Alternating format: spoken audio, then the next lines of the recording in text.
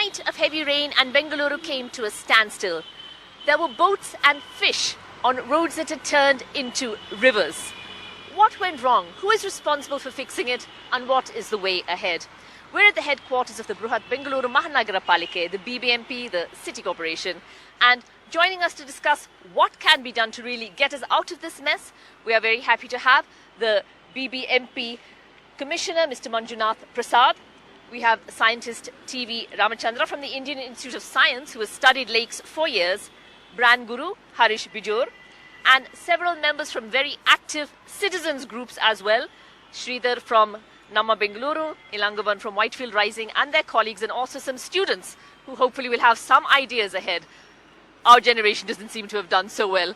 Firstly, that crazy Friday. Anyone has any stories from that day? Well, I travelled in. The rain chased me. I was in Gurugram, as we call it now, and then I landed in Bangalore. On the same day. On the same day. So, I had a mixed set of issues on both the days. But I think, these two are sister cities today. As I keep saying, we hold hand in hand. And I think the issues are common. The road site is common. Traffic sense and maintenance is common. And the idea of the citizens as to how to drive is common. So it was you actually who brought the rain. Now we know one cause. Were you out that fateful Friday? I was, unfortunately, and it took me 3 hours to get from Bengaluru to Nagawara, and in the way we were stuck and we couldn't move for 2 kilometers in an hour or so, and people were out there just randomly walking and getting off to take food and everything. We were all stuck there. It was like a picnic on the road. A day which Bengaluru and people here will not forget. Sir, coming to you, what did happen? It wasn't a record rainfall. What went wrong? Why did our roads turn into rivers? Maya, if you look at this, this is not a phenomenon or a episode that has happened just today. You have to look at the past and see, who have contributed and what has really happened. Yes. If you look at Bangalore, the terrain and the contour is such that we have a number of lakes. And all those lakes are interconnected. We have the stormwater drains. So when it precipitates, the water from the stormwater drains goes to these lakes. And it's all interconnected. Now, why such a situation has happened? If you look at over a period of time, many of the lakes have vanished in Bangalore. 1985, we have a report which says that almost about 385 lakes are there. Today, if you look at it, there are about 210 lakes. Number of lakes have vanished. And then you come up to the stormwater drains. As the name itself states, they're meant for carrying the stormwater. But if you look at in Bangalore today, our stormwater drains are carrying even the sewage. There should be a separate lines for the sewage and the stormwater drain. The sewage sends in Bangalore about half of the total capacity. We have about sewage generated is about 1,400 MLD. But how much sewage it's going to the sewage treatment plant is about 50%. So remaining 50%, almost 700 MLD of sewage comes to the stormwater drain. The stormwater drains are designed for a particular capacity. It is meant for carrying the rainwater. Having born and brought up in Bangalore, there was a time when we used to get down into the stormwater drain, playing that stormwater drain. It was so clean. It was so clean. And the stormwater drains, you could see water only in 2 or 3 months. Today in Bangalore, you go to any stormwater drain, you see the water the entire year. Now, the Commissioner has spoken a lot about the lakes. Professor, you've studied the lakes of the city for years now. Is it simple enough to say that it's the encroachments, it's the way our lakes have been treated? When you look at the lakes, we had large number of lakes. We have lost 79% of lakes and 18% of green cover in the city. 79% of our lakes are gone. Yeah, and 88% green cover. See, we lost the sponges which was retaining the water. And also we have lost the mechanism which used to transport this water. See, stormwater drain, if you look at the statistics in BBMP says, 850 kilometer is a stormwater drain and 400 kilometer is encroached. Why are they unable to remove those encroachment, lake encroachments? See, I would say that the flood, I have reported in 2009, given the report to the ministry and also Karnataka government, including BBMP. 2012 we published again. Whatever the causal factor I talked about, even today it holds good. Now, see, when you look you said most of the lakes had been encroached upon. Yeah. How many? What percentage of lakes have been encroached? It's actually 97% of the lakes in the city is encroached and 90% are sewage fed. See, this indicates that we have very fragmented, inefficient and most corrupt administration or the governance in the region.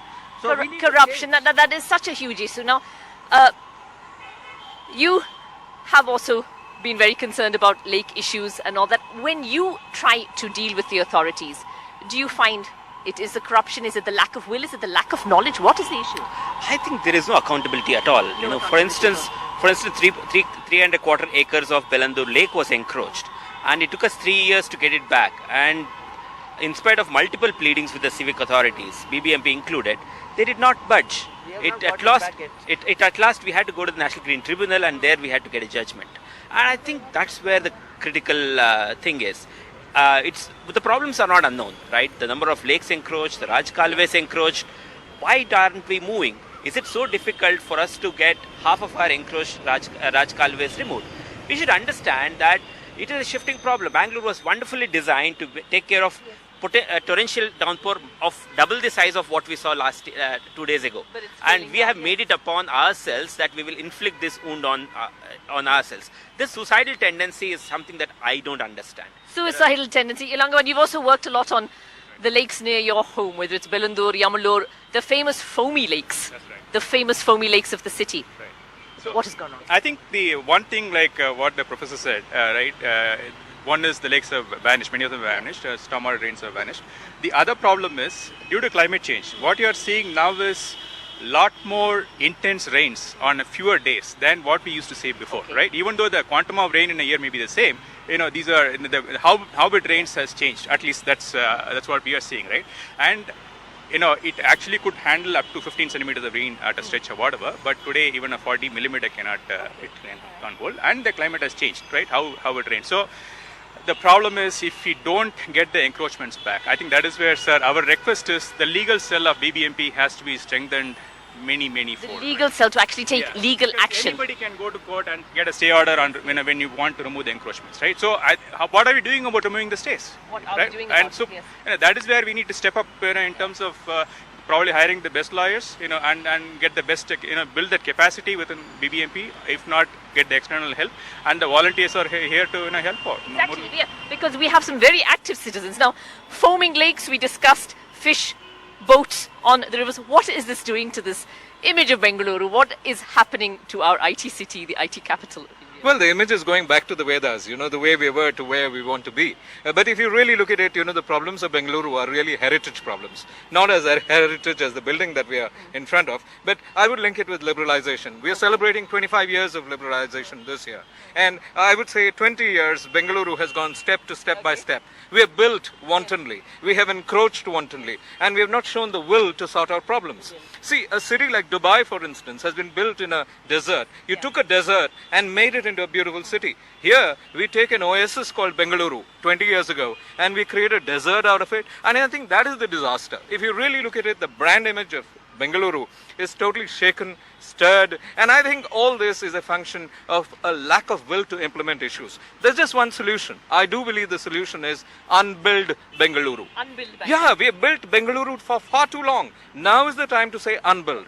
Go after every encroachment, go after everybody who's done something wrong, and go after it, with your crane bedi kind of mentality, in the sense that I think we need to ensure that further buildings don't encroach and rectify everything that's gone wrong and go behind everyone who was responsible for these encroachments. And there are 3 entities out there. All of us know what those 3 entities are. I'm not going to define that.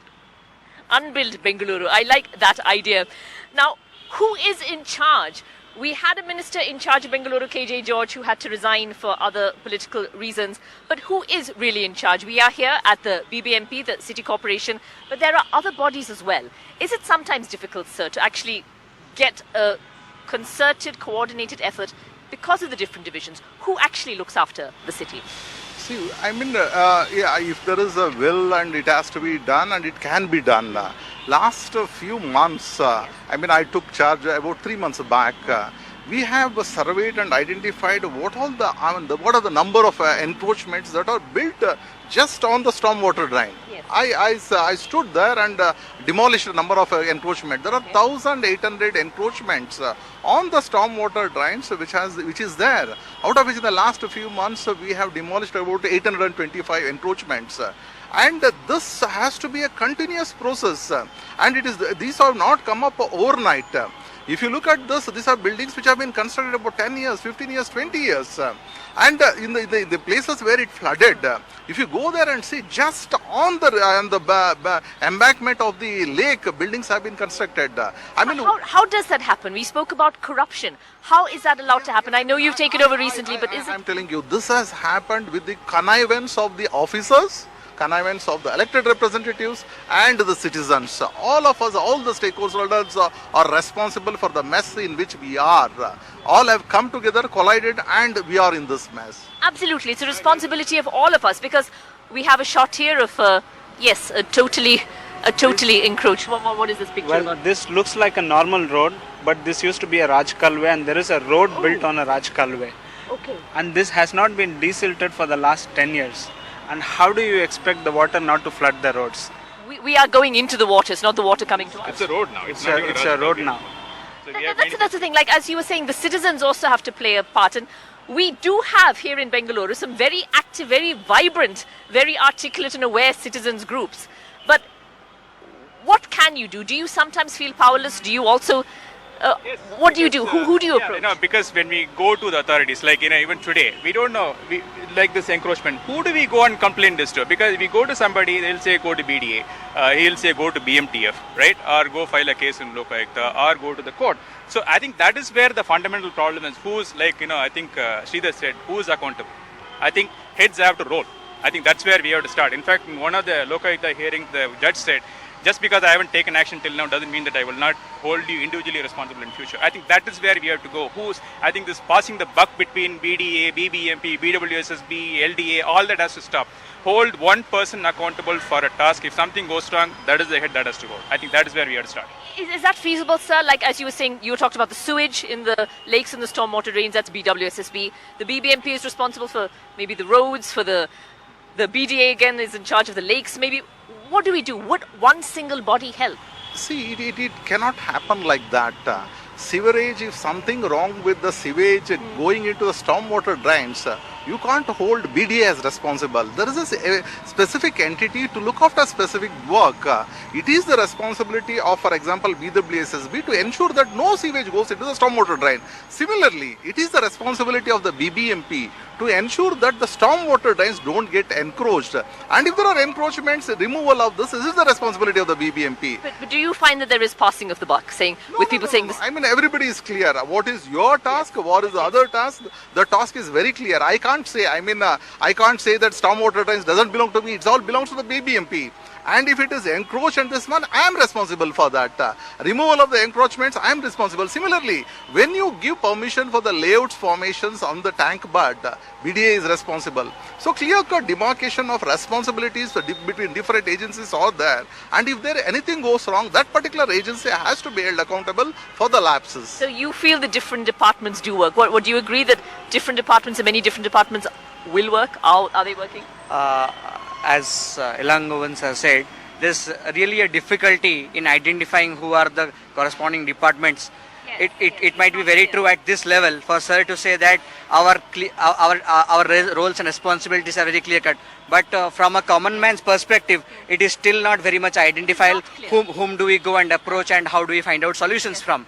And then the efforts have been not concerted as I have seen across years. So there is a willingness to work on several aspects, but then they are not knowing the other entities who are also into the work. So here, a sort of a concerted effect and a sort of a belief between the departments to really help evolve the situation and understand the problems much better. Harish, you've been in management. Does this make sense to you, the different departments kind of dividing responsibilities? Do you think it is working? See, in management, you typically have verticals, and each vertical looks after stuff. But there is a CEO as well, who actually integrates all of this. I think that element is missing. We have the verticals, but the horizontal, the top CEO is missing. So you can have the BBMP looking at the storm drains and the BDA, the layouts. I frankly do believe that the BBMP is the third level of governance in a city. The first level is the union government, and then you have the state government, and then you have the BBMP. Today, I think the BBMP is also all about local self-governance as well. And we have 198 corporators looking after it. I think the BBMP must be empowered to be bigger. We have changed the name from BMP to BBMP. We have made it broad Bruhata, but I don't think we have given the BBMP the kind of clout that it requires. My way of looking at it is make BBMP the primary entity to look after it, make it the CEO of the city, and I think then we are talking the right language. So we have the BWSSP, the BDA actually reporting to it. Absolutely, because we have a mayor in the city. But hey, listen guys, the mayor is responsible for a particular set. So we would like, Bengaluru possibly deserves a sheriff.